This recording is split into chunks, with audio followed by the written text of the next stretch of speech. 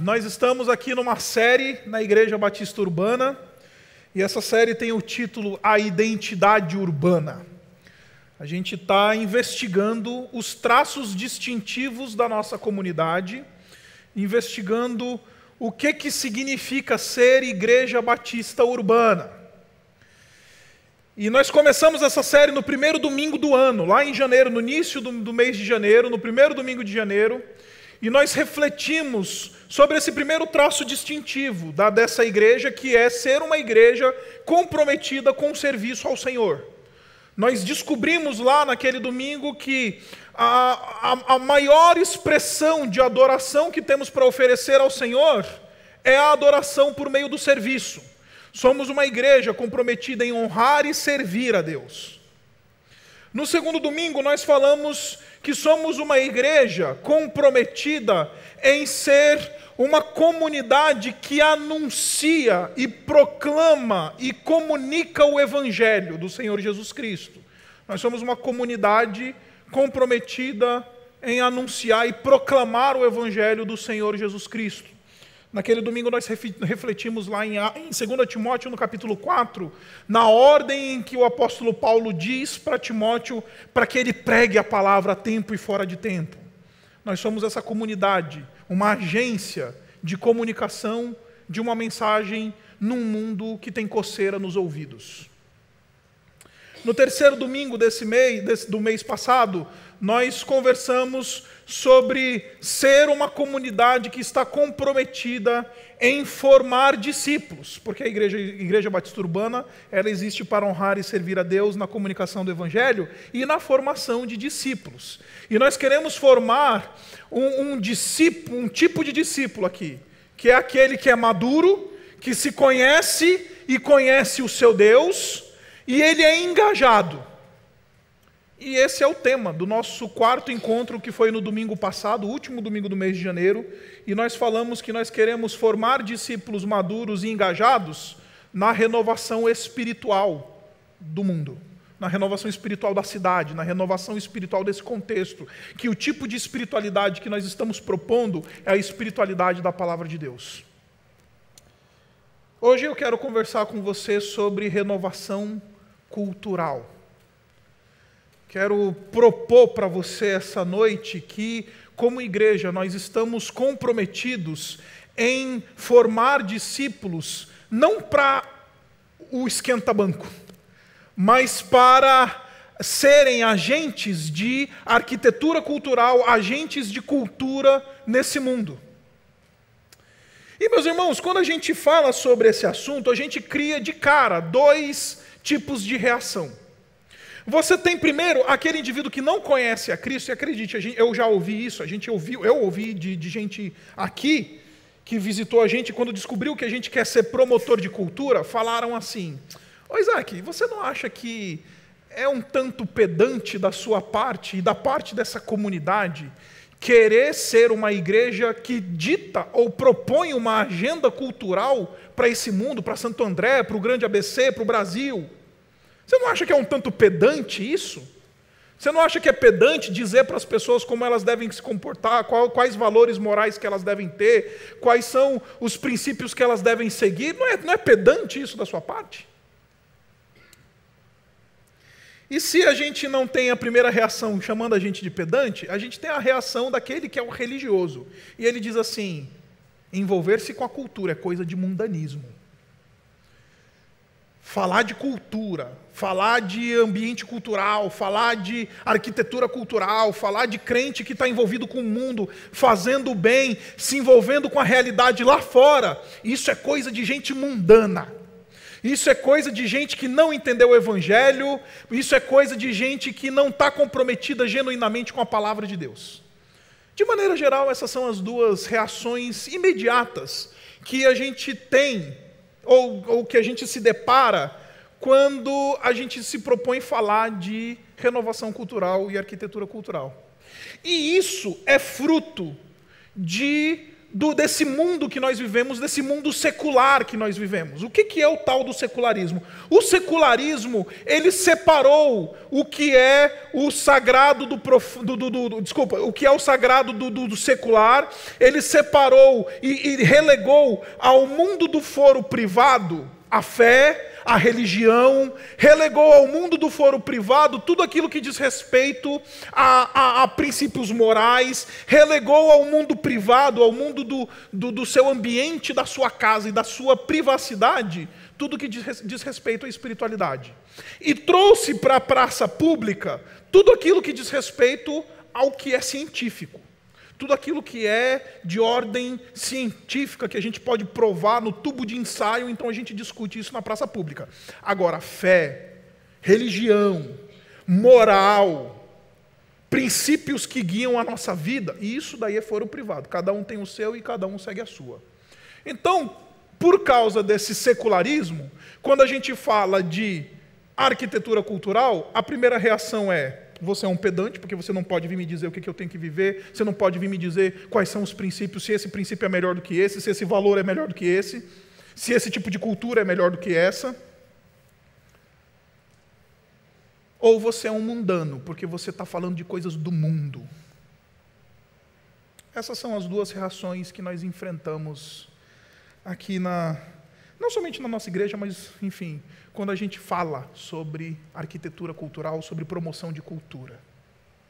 E, meus irmãos, quando a gente está falando que a Igreja Batista Urbana ela quer ser essa igreja que forma gente que produz cultura, que é engajada, forma opinião, gente que pensa para além do ambiente do culto, a gente está falando uma coisa que eu quero tentar exemplificar para você.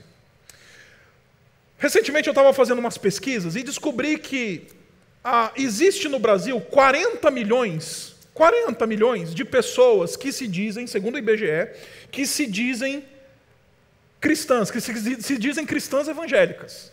40 milhões de pessoas no Brasil, dos mais de 200 milhões de habitantes que nós temos nesse país, 40 milhões deles, eles dizem que eles professam fé em Cristo Jesus. Ao mesmo tempo, o mesmo IBGE, ele diz que no Brasil existe mais ou menos 3 milhões de pessoas que se dizem participantes ou simpatizantes, ou até mesmo propriamente ligadas ao tal do movimento LGBT. E quando eu falei a sigla LGBT+, e etc., de manhã o pessoal assustou. De novo, cada um tem a sexualidade que quiser, desde que seja fora lá da igreja. Dentro da igreja a gente segue Jesus, é a sexualidade que Jesus propõe para nós. Lá fora pode ser o que quiser, não tenho problema nenhum com isso. Não estou aqui também para pregar sobre LGBT, mas eu quero propor para você e mostrar para você que, muito embora nós tenhamos 3 milhões de pessoas que são diretamente ligadas a esse movimento, a mídia pensa e fala aquilo que o movimento LGBT diz. O seu filho, quando ele vai para a escola, o professor dele, ele segue a agenda cultural do movimento LGBT. O seu estudante universitário, quando vai para a universidade, ele segue a agenda proposta e a cultura proposta por aquele grupo de 3 milhões de pessoas. As artes, elas estão submetidas à agenda, a arte e o entretenimento, eles estão submetidos à agenda de 3 milhões de pessoas. Quando você liga a TV, quando você vai para a escola, quando você vai assistir um evento, quando você vai fazer qualquer coisa, esses ambientes culturais no nosso país, eles foram influenciados por esse movimento. E no nosso país nós temos 40 milhões de evangélicos. E cadê a arquitetura cultural evangélica? Cadê os crentes influenciando a mídia? Cadê os crentes influenciando a cultura? Cadê os crentes entrando e fazendo e propondo uma agenda cultural para esse mundo? No Brasil, 3 milhões de pessoas dominam a cultura que 200 milhões consomem. O que eu estou querendo dizer para você é que o movimento LGBT, a gente tem que dar o braço a torcer, faz arquitetura cultural. Faz renovação cultural. Renovam segundo os seus próprios valores, mas eles fazem. Aqui na Igreja Batista Urbana, a gente quer ser esse celeiro de crentes que não são crente de banco, crente igrejeiro, mas crente que quando saem, são instrumentos de Deus para renovar a cultura deste mundo, deste país, dessa cidade. A gente quer ser uma igreja que forma indivíduos que têm uma fé sólida, que tem um cristianismo relevante, não para o louvorzão da igreja, mas que tem um cristianismo relevante para o mundo que está aqui fora. É isso que significa ser sal da terra e luz do mundo. É isso que o Senhor Jesus Cristo queria dizer quando Ele disse que nós somos o sal da terra e a luz do mundo. É isso que o Senhor Jesus Cristo nos chama para fazer. E aí você talvez esteja pensando, o que é que tudo isso que você está falando, Isaac, tem a ver com esse texto que nós acabamos de ler? Eu queria chamar a sua atenção para o texto de Gênesis, no capítulo 1, esse texto que a gente acabou de ler, a partir do versículo 26. E esse texto, ele narra para nós, ele descreve para nós uma doutrina que a teologia afirma como a doutrina da imagem e semelhança de Deus. O que essa doutrina ensina? Essa doutrina ensina que todos os homens, todas as criaturas humanas, elas foram criadas por Deus à imagem e semelhança de Deus. O texto diz para nós, versículo 26, disse Deus, façamos o homem à nossa imagem conforme a nossa semelhança. Todos os homens, eles foram criados por Deus como portadores da imagem e da semelhança de Deus. Não é só crente, é todos os homens. A versão que eu estou lendo diz assim, façamos o ser humano à nossa imagem e ele será semelhante a nós. O ser humano, qualquer ser humano, ele é portador da imagem e da semelhança de Deus. A pergunta que se levanta é o que isso significa, né? Como é que eu posso ser semelhante e ser alguém que porto a imagem e a semelhança de Deus? A primeira resposta a gente viu na semana passada.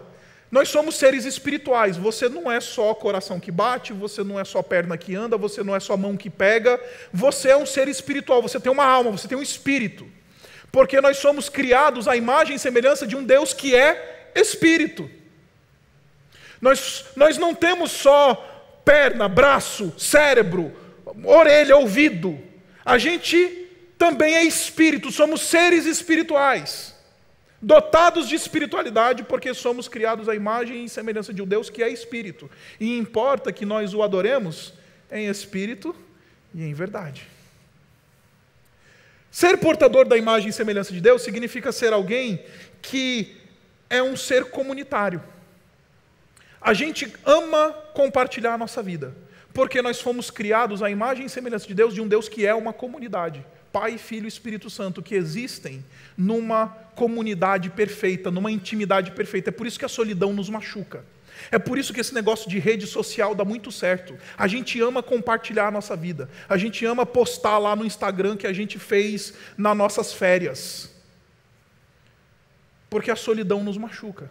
Não fomos criados por Deus para a solidão. Fomos criados por Deus para a vida comunitária.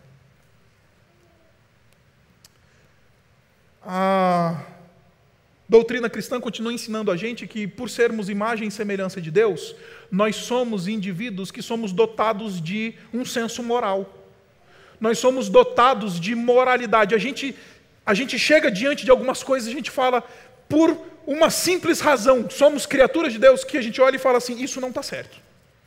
A gente chega para a gente o cenário de Brumadinho, e não precisa ser crente para olhar para aquilo e se indignar com aquilo. Não precisa ser crente para olhar para aquilo e falar, isto está errado. A pergunta é, de onde vem esse senso moral? De onde vem esse termômetro que ora ele diz para mim que isso é errado e ora ele diz para mim que isso é certo? De onde vem isso? Isso vem da imagem e semelhança de Deus. Somos criaturas dotadas de um senso moral, Porque Deus é um Deus moral. Deus, ele diz, eis que tudo quanto fiz é bom. Tem coisa que é ruim, mas tem coisa que é boa. Deus, ele é reto, justo. Ele estabelece o padrão da justiça e da verdade, o que é certo e o que é errado. E por causa disso nós somos seres dotados de uma moralidade. Acredite, todos os seres humanos, mais cedo ou mais tarde, eles chegam diante de algo que eles vão traçar a linha e vão falar, a partir daqui eu não vou, porque para mim isso é demais.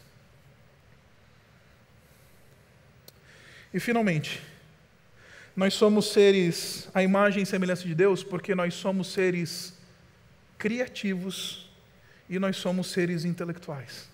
Deus nos emprestou uma coisa que eu acho fantástica, a capacidade de materializar aquilo que antes existia somente na nossa mente. Deus nos emprestou a capacidade de tornar real, trazer para a realidade, coisas que antes só existiam na nossa mente.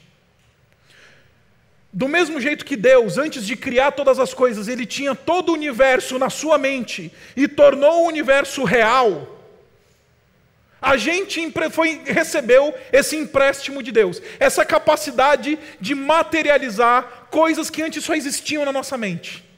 O músico, ele antes de pegar o seu instrumento e tocar alguma coisa, ele tem uma melodia que só existe na sua cabeça, que não existe na realidade. Aí ele pega um instrumento, toca, e aquilo que antes não existia passa a existir.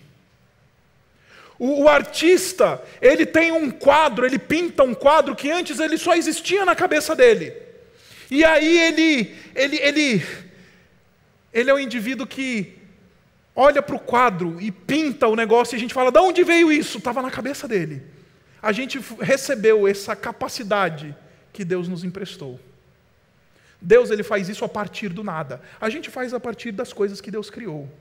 Mas a gente, em alguma medida, consegue conceber, não somente arte, não somente cultura, às vezes até uma vida. Você já percebeu que às vezes a gente acorda na segunda-feira e fala assim, a partir de hoje, vou construir um eu, um Isaac, um João, uma Maria, que só existe aqui na minha cabeça, mas ele vai passar a existir a partir desse momento que eu vou começar a construir esse indivíduo.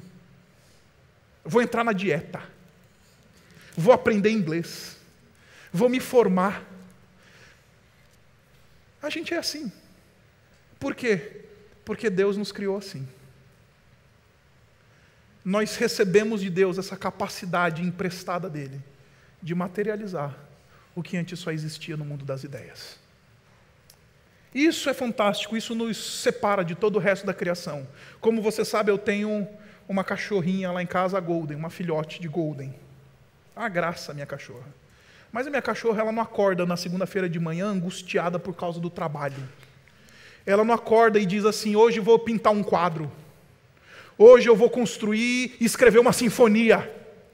Hoje eu vou produzir uma nova tecnologia para ajudar a gente. Essa semana recebi uma mensagem de um rapaz, inclusive aqui da nossa igreja, falando assim, pastor, vamos fazer o aplicativo da igreja? Aí eu falei, e você consegue fazer esses negócios? Ele falou, claro, pastor, fácil. Aí eu falei, a Benta não faz isso. Ela não acorda e fala, eu vou fazer um aplicativo. A Benta, minha cachorra, ela acorda, eu saio da cama de manhã cedo, ela olha para mim, ela está lá presa no canil, ela abana o rabinho. Por quê? Eu falo, ela me ama. Não, ela quer que eu encha a tigela dela de ração. É isso que ela quer. Ela não tem esse senso da imagem e semelhança de Deus que faz criar, que me faz construir. Porque Deus nos fez assim, porque nós somos chamados para cumprir um mandato que Ele nos deu. Esse negócio de ser a imagem e semelhança de Deus, não é um crachá que a gente bota na camisa e diz assim, sou imagodei, sou imagem e semelhança de Deus. Me respeite. Ser imagem e semelhança de Deus não é um status, é receber uma ferramenta. Por quê? O texto diz para nós, olha só comigo, ele diz assim, por que o homem ele vai ser a imagem e semelhança de Deus? O versículo 27 responde para nós. Na verdade, o início do versículo, a metade do versículo 26, ele diz assim, dominará ele sobre os peixes do mar, sobre as aves do céu, sobre os animais domésticos, sobre todos os animais da terra, sobre todos os animais que rastejam pelo chão. Olha só o versículo 28. Então Deus os abençoou e lhes disse: sejam férteis e multipliquem-se, encham e governem a terra. A sua versão talvez diga: subjugue a terra. Deus nos criou da maneira como nos criou, porque Ele nos deu um chamado, nos deu uma vocação. Qual que é a vocação?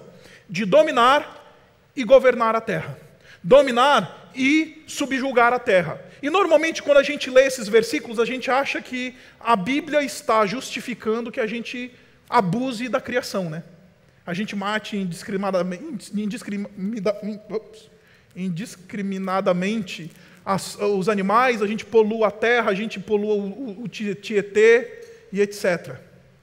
A gente acha que o texto está justificando isso, mas o texto não está justificando isso e não está ensinando isso. O texto, esses verbos que aparecem aqui na língua original, eles precisam ser entendidos no seu sentido de administração, no seu sentido de mordomia, no seu sentido de desenvolvimento. Em outras palavras, o que o texto está dizendo para nós é o seguinte: homem, eu te criei dotado de uma capacidade fantástica. Você é um ser espiritual, você é um ser comunitário, você é um ser que é inteligente, que é capaz de criar. E eu te fiz assim por quê? Porque eu estou entregando a criação na sua mão e eu quero que você desenvolva ela. Eu quero que você desenvolva a criação. Faça com que a criação possa expandir o seu potencial e ser o melhor que ela pode ser.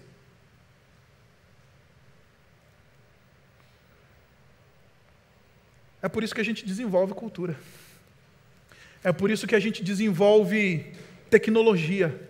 É por isso que a gente inventa. É por isso que o homem chega na lua. É por isso que a gente faz foguete. É por isso que a gente desenvolve a política. É por isso que a gente desenvolve a economia. A gente desenvolve a medicina. A gente desenvolve o direito. A gente faz com que aconteça desenvolvimento cultural. Porque este é um chamado de Deus para o homem. E meus irmãos, falando isso, eu quero desmistificar um conceito que é maldito dentro das nossas igrejas, que é aquela ideia de que a gente só serve a Deus se a gente canta, se a gente toca, se a gente prega, se a gente entrega o folheto para o visitante na porta da igreja. Esses servem a Deus, os demais não servem. Se aquilo que nós estamos lendo é verdade, então, cumprir esse mandato de desenvolvimento significa servir a Deus. Isso faz com que a nossa profissão lá de segunda a sexta-feira, às vezes a segunda a sábado, domingo, seja um exercício tão santo e tão elevado quanto pregar a palavra de Deus. Serve a Deus de maneira tão profunda quanto receber alguém na igreja, ou dar uma oferta para alguém que está precisando. A pergunta é simples: qual que é a sua área? Onde é que Deus te colocou? Quais foram as capacidades que Deus te deu? Ali é onde você pode servir a Deus de maneira profunda, de maneira santa.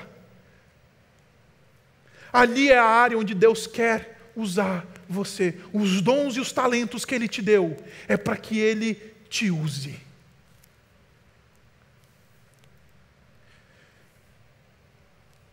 Quando eu pastoreava lá na Igreja Batista Morumbi, eu coordenava um programa de vocacionados de mais ou menos uns 80 vocacionados. E aí, vira e mexe, chegava alguém para mim e falava assim: pastor, quero uma bolsa, vou para o seminário. Aí eu virava e falava assim: não, velho, vai não. Chega de teólogo. Teólogo brota do chão, sabe? Sai assim, igual almeirão, assim, sabe? Brota do chão. Você não precisa plantar, sai. O que você é? Teólogo. A gente não precisa mais de teólogos. A gente precisa de artistas. A gente precisa de políticos decentes, não esses sem-vergonhas que se dizem evangélicos lá no Planalto. A gente precisa de filósofos, a gente precisa de professores universitários, a gente precisa de economistas, a gente precisa de professores do ensino médio, do ensino fundamental, a gente precisa de juristas, a gente precisa de gente do mundo da saúde, que sirvam a Deus e que entenderam a sua convocação de desenvolvimento de cultura e então estão no mundo servindo a Deus. Isso é ser sal da terra e luz do mundo. o seu ambiente de trabalho é sagrado, porque lá é onde você pode servir a Deus, produzindo desenvolvimento, e ali Deus está se agradando do que você faz. A sua universidade é um ambiente sagrado, porque ali, onde quando você estuda, desenvolve uma nova tecnologia, uma nova ciência, um novo saber, ali você está servindo a Deus. Ali você está cumprindo esse mandato de dominar e governar a terra. E meus irmãos, esquecemos dessas coisas. Na verdade, essas coisas sequer elas são faladas dentro da igreja.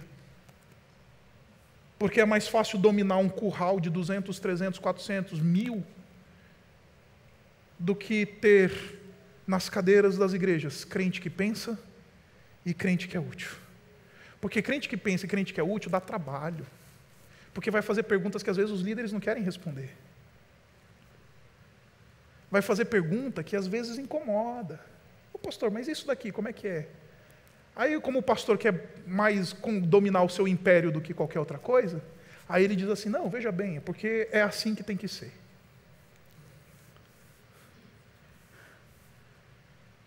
A Igreja Batista Urbana, ela está comprometida em ser uma comunidade que forma gente. Eu não falei isso na parte da manhã, mas eu quero falar para você. A gente quer ser como o saleiro. Sabe o saleiro que você pega no restaurante? Você pega o saleiro e faz assim, ó. A gente quer ser assim no mundo. E os crentes da nossa igreja, os servos que estão aqui, que Deus traz para nós e que são formados aqui, são esses que Deus bota no mundo e chacoalha eles no mundo, e esses daí fazem a diferença no mundo. Se crente é sal, a Igreja Batista Urbana é saleiro. Se crente é luz, a Igreja Batista Urbana é farol. Porque a gente quer formar gente que entendeu a sua vocação, de que é tão santo e tão sagrado servir a Deus dentro da empresa. Quando segunda-feira a gente chega, baixa os nossos e-mails, né? Os e-mails lá do nosso e-mail corporativo. Aí tem 300 coisas para resolver. A gente fala assim, ai, que droga. O cristão que entendeu a sua vocação, ele olha para aquilo e fala, aqui é onde Deus se faz honrado. É aqui onde eu posso fazer deste movimento uma expressão santa e sagrada.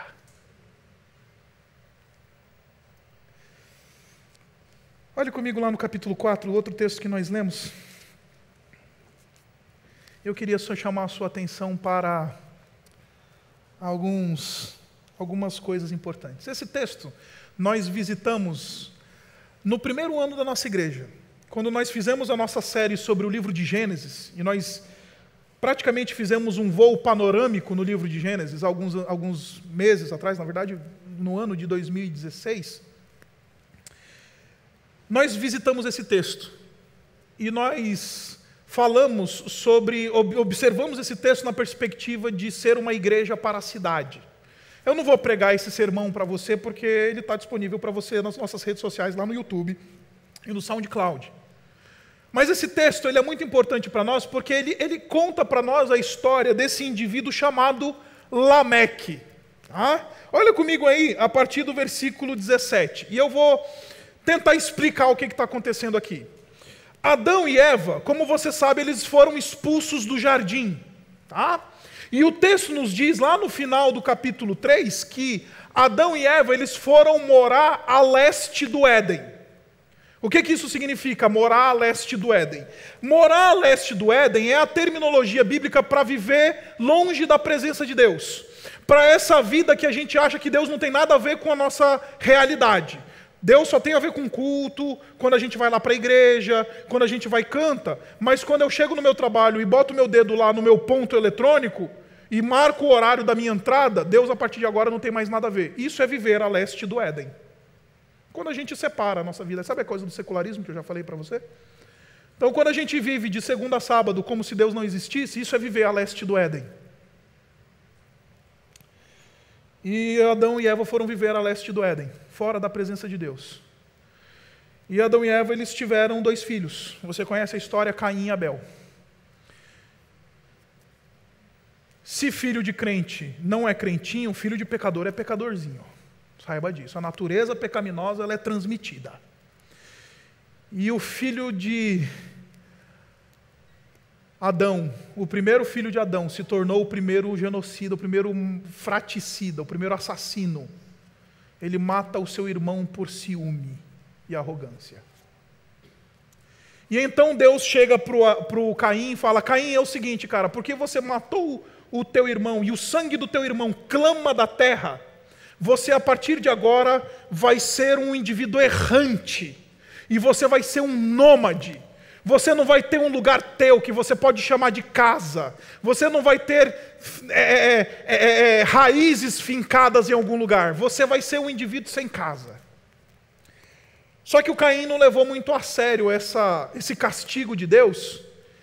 E ele pegou a sua mulher e fundou uma cidade.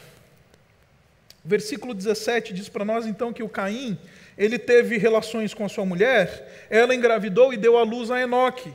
E Caim fundou então uma cidade e deu o nome dessa cidade, a cidade de Enoque, o nome do seu filho. E o sexto descendente de Caim e o sétimo, no caso de Adão, é Lameque, a partir da descendência de Adão. Então deixa eu explicar direitinho para você. Você tem Adão, o primeiro homem, e duas descendências partem de Adão a partir de dois filhos de Adão. O primeiro é Caim e o outro é Sete. Então Adão teve dois filhos. Vem comigo que eu prometo que vai fazer sentido. Adão teve dois filhos. O primeiro é Caim, o segundo é Sete. Esses são os dois descendentes que a Bíblia considera. Sete, ele é aquele que a palavra de Deus diz que depois que ele nasceu, o nome de Deus passou a ser invocado. A Bíblia chama isso de a chamada geração eleita. O povo que Deus escolheu para si. Aquele povo, a partir de Sete, você tem aquela descendência daqueles indivíduos que conheciam a Deus e amavam a Deus. Que adoravam a Deus. E o interessante é que, pela descendência de Sete, o sétimo de Adão é um indivíduo chamado Enoque, não esse filho de Caim, o Enoque que andava com Deus. Não sei se você já ouviu falar da história do Enoque. O Enoque era aquele indivíduo que ele era tão íntimo de Deus, tão próximo de Deus, que chegou uma hora que Deus falou assim: Enoque, vem, pode subir. E Deus arrebata Enoque. Enoque não conheceu a morte, de tão íntimo que ele era de Deus. A segunda descendência de Adão é a descendência de Caim. E o sétimo dessa descendência é esse cara chamado Lameque, casca grossa. É esse cara que você sabe para que time ele torce. Um time lá da Zona Leste. Esse indivíduo era um indivíduo violento. Esse indivíduo era um indivíduo sanguinário. Ele diz assim: olha, matei um menino porque ele me machucou. Matei um homem porque ele me injuriou. Esse Lameque é sinistro. É o tipo do indivíduo que fala assim: eu não levo desaforo para casa. Esse Lameque aqui é um cabra mau. Sanguinário. Ele foi o primeiro que transformou mulher em propriedade. Ele é o primeiro polígamo da Bíblia. O primeiro indivíduo que falou: esse negócio de ter uma mulher só não é legal não, vou ter duas. Teve duas mulheres, Ada e Zilá. E transformou mulher em propriedade. Foi Lameque. Ruim o cabra. Violento, devasso, sanguinário, vingativo. Lameque. Agora, o que eu acho sensacional nesse texto é que esse Lameque teve 3 filhos. E com isso eu começo a caminhar para o fim. Teve 3 filhos. O primeiro, o texto diz para nós: Ada teve um indivíduo chamado Jabal. E ele foi o pai daqueles que moravam em tendas e criavam rebanhos. O Jabal. Note que, de novo, nós estamos falando daquela chamada descendência amaldiçoada, os pecador. Pecador, sabe aquele pessoal que a gente aponta o dedo de maneira preconceituosa? Fala, pecador safado. É essa galera aqui. E o filho desse Lameque, o Jabal, ele foi o pai dos que moravam em tendas e criavam rebanhos. Deixa eu traduzir isso. Ele foi o indivíduo que desenvolveu a arquitetura e a pecuária. Você já fez aqui? Se tiver algum arquiteto aqui, o seu pai não é Oscar Niemeyer. O seu pai é Jabal, filho de Lameque. Ele que começou a desenvolver a arquitetura. 8ª geração depois de Adão. Ele que começou a desenvolver a pecuária. Ele criava rebanhos. Começou a domesticar os animais. Veterinária está aqui. Pecuária está aqui. Zootecnia está aqui. Ele foi o indivíduo que, se você considerar o contexto do mundo antigo, no mundo antigo as cidades, elas mediam a sua riqueza a partir dos seus rebanhos. Aqui está a economia também. Esse indivíduo está desenvolvendo arquitetura, está desenvolvendo pecuária, zootecnia, veterinária, economia. Fantástico! 8ª geração, depois de Caim. O irmão do Jabal era mais legal ainda, era o Jubal. E o Jubal, ele era pai daqueles que tocavam harpa e flauta. Ele era o artista, o indivíduo que desenvolveu arte e desenvolveu música. O artista da família. Eu falei para o pessoal de manhã, o pessoal gostou, eu vou repetir agora à noite. Eu não sei se você já ouviu falar de Steve Vai, Joe Satriani, esses indivíduos. Pois é, eles só existem porque antes dele existia um indivíduo chamado Jubal. Porque ele foi o primeiro que desenvolveu a harpa, a música a partir de cordas, instrumentos de cordas. Esse indivíduo, ele foi aquele que foi o precursor do desenvolvimento artístico e cultural. Os músicos, sabe a turma que tocou agora há pouco? Todos filhos de Jubal.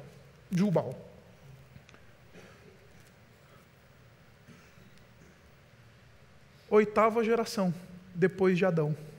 Desenvolvimento cultural. Gente que está cumprindo o chamado de Deus. E, de novo, eu acho sensacional, porque eles são, todos no texto, pagãos.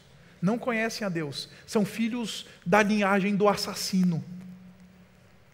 Mas estão desenvolvendo a criação. E o terceiro é o Tubal-Caim. O Tubal-Caim é o metalúrgico do ABC. Ele era um indivíduo que se tornou, a minha versão diz que ele se tornou mestre em criar ferramentas de bronze e de ferro. É o ferramenteiro da Volks, ferramenteiro da GM, é o metalúrgico do ABC.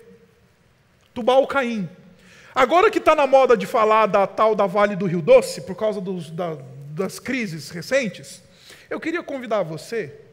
Um dia que você estiver de bobeira, sai do Facebook, para de stalkear alguém que não tem nada a ver com a tua vida, e faz o seguinte, entra no site da Vale do Rio Doce.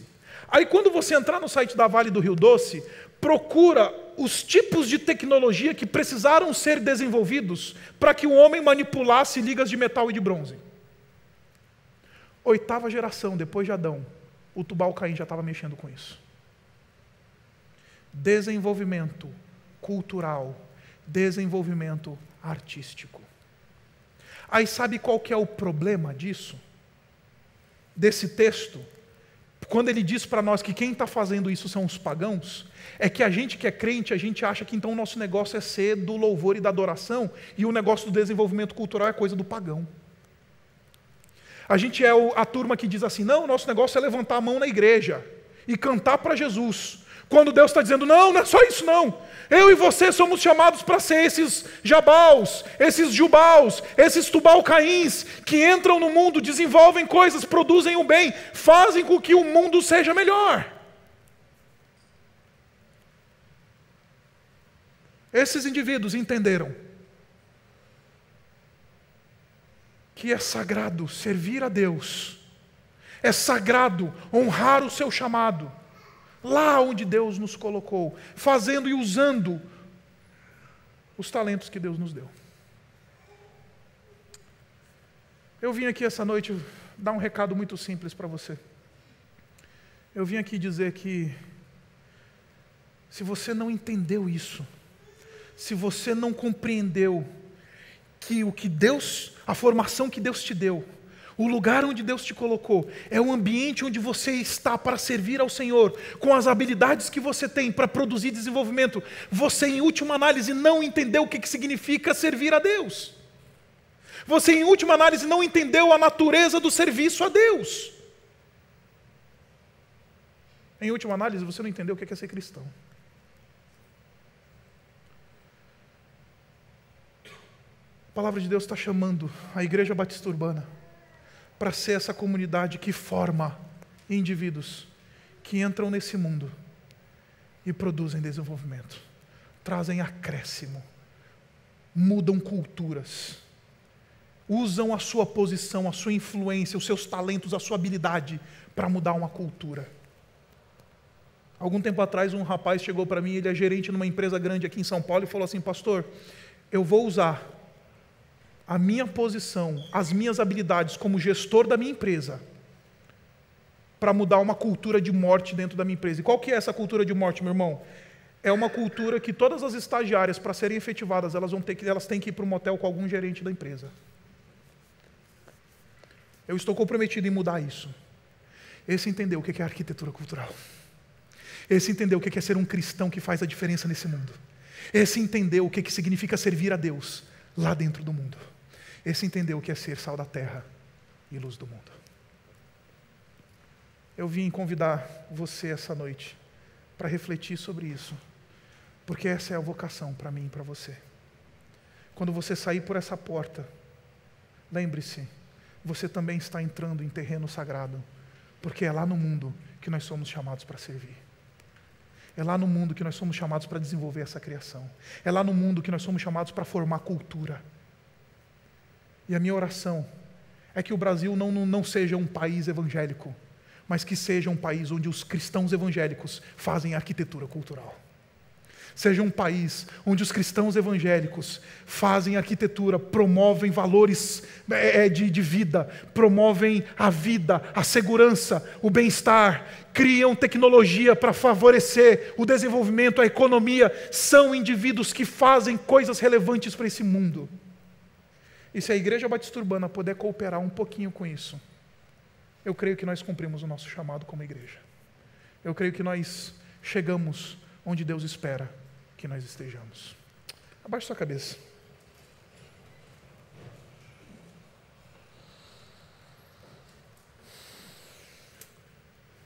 Eu quero encerrar esse tempo de reflexão convidando você a fazer uma oração simples.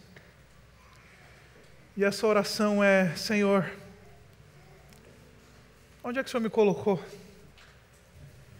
Me ajuda a ver esse ambiente que o Senhor me colocou como um ambiente onde eu te sirvo. Me ajuda a assumir a minha posição como um arquiteto de cultura do reino. Me ajuda a ser alguém que entra nesse mundo como sal. Que as mãos que eu levanto no louvor sejam as mãos que eu uso de segunda a sábado para produzir desenvolvimento, produzir cultura, produzir algo relevante para esse mundo. E que seja no meu escritório, que seja no meu consultório, que seja na escola, na sala de aula, onde quer que o Senhor me levar, eu seja esse teu instrumento nas tuas mãos, produzindo o belo, produzindo o bom, produzindo o verdadeiro, produzindo aquilo que te honra. Pai, obrigado por esse chamado que o Senhor nos deu. É uma vocação difícil, é uma convocação que nos tira da nossa inércia, que nos faz repensar toda a nossa vida. Pai, mas é um privilégio participar da Tua obra de renovação nesse mundo. E Pai, nos usa a nossa posição no emprego, usa as habilidades que nós recebemos de Ti, usa o conhecimento que nós temos, os diplomas que adquirimos, a função que nos foi dada. E ajuda-nos a encarar tudo isso como ambiente sagrado. Ajuda-nos a encarar tudo isso como ambiente e obra santa, da qual o Senhor se agrada. E que a gente possa entender, ó Pai, que o Senhor, em última análise, nos chama para renovar esse mundo, que foi corrompido e destruído pelo pecado. E que a gente possa, de fato,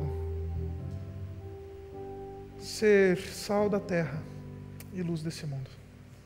E faz dessa igreja, ó Pai, esse celeiro de cristãos que são formados, que se tornam maduros nesse ambiente e que são catapultados para esse mundo como agentes de renovação espiritual e cultural.